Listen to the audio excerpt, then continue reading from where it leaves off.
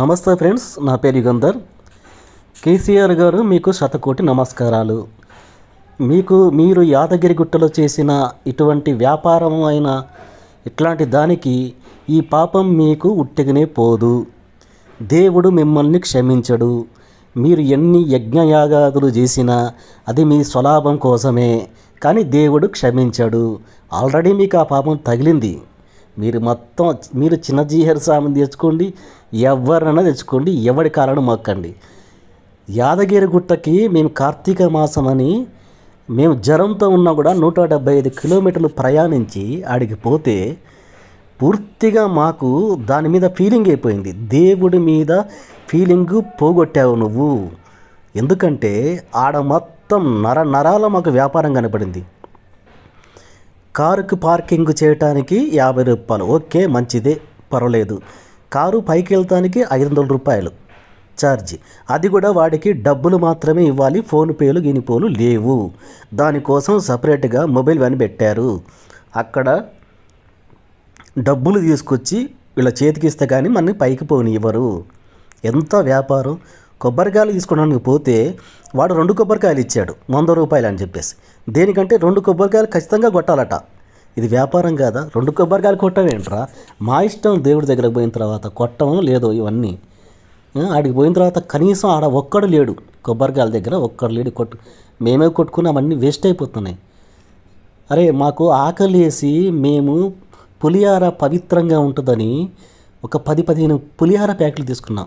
హోటల్లో బాగోదని. ఇక వీడు దోపిడి చూడండి, 500 రూపాయలు తీసుకొని డబ్బులు తీసుకొని మాత్రమే పైకి పంపిస్తున్నాడు.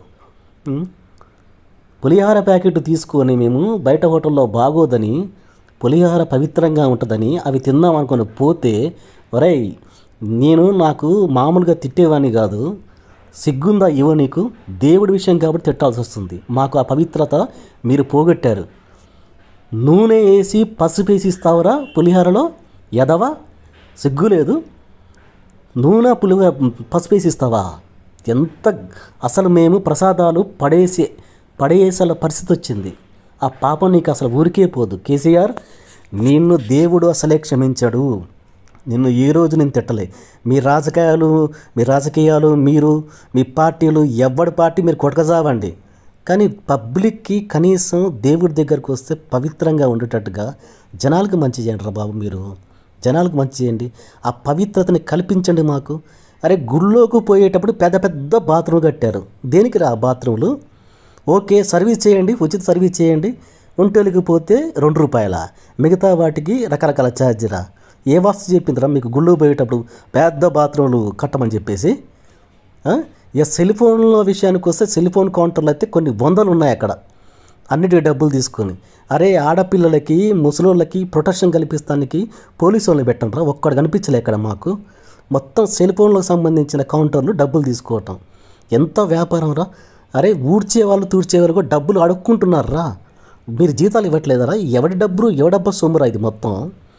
మేము ట్యాక్స్ కడుతుంటే ఆ డబ్బులతో ఇన్ని కోట్లు ఖర్చు పెట్టి మీరు ఇట్లాంటి వ్యాపారం. మళ్ళీ సిబ్బందికి ఒక్కడికి మర్యాద లేదు.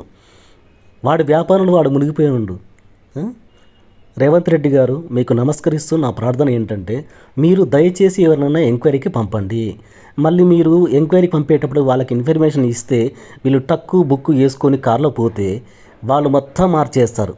కాబట్టి రేవంత్ రెడ్డి గారు, మీరు మమ్మల్ని జనాలకి కొంచెం ఈ పాపానన్నా కడిగేటట్టుగా చూడండి. మీ రాజకీయాలు మీరు ఎటన్నా పోనీయండి. ఇది తప్పైతే నా ఛానల్ బిక్కుంటా. ఓకే.